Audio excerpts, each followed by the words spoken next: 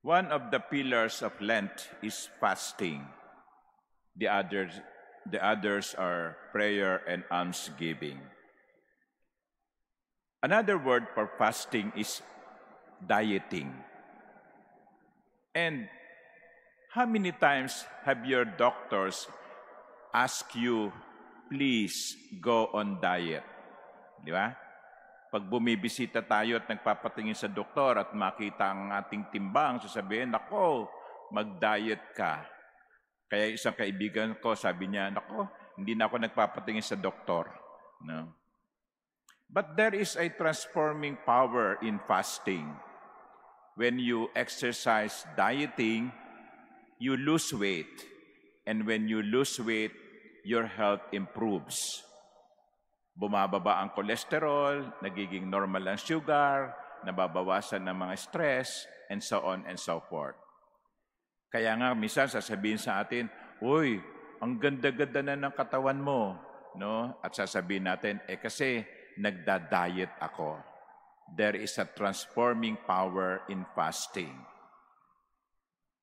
But the Lord, in the first reading, seems to be unhappy with fasting.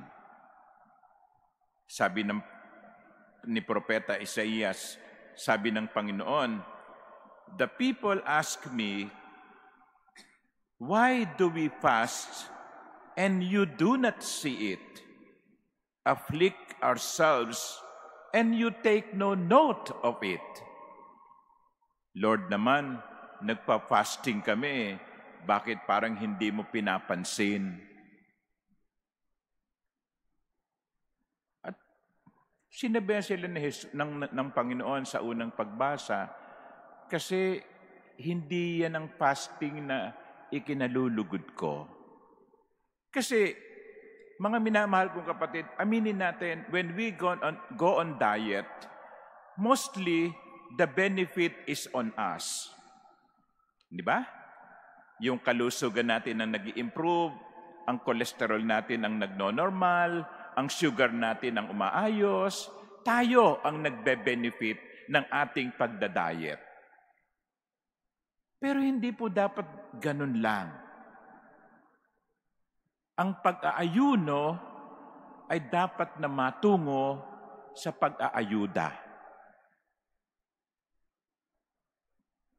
Ang pag-aayuno ay dapat na matungo sa pag-aayuda.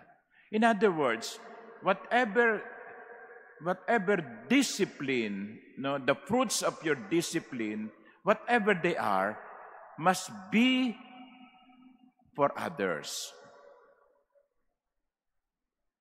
Kaya nga, halimbawa, ang simpleng halimbawa ko dyan kung hindi ka, ngayong Lent, ano ang binalak ninyong hindi kainin? Yung iba, chocolate. Yung iba, hindi mo na ako iinom ng soft drinks.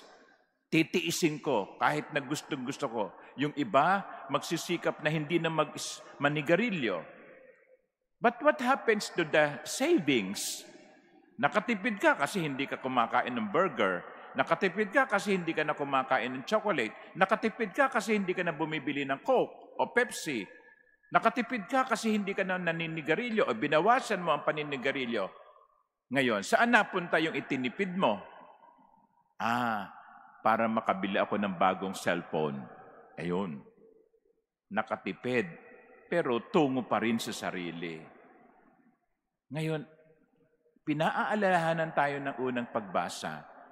Ang anumang pag-aayuno natin, pagsasakripisyo natin, ay dapat pakinabangan din ng kapwa natin. We fast so that the hungry may feast. Otherwise, you may go on diet, you may go on fasting, but the Lord will not be too happy for it because still it is you, and you.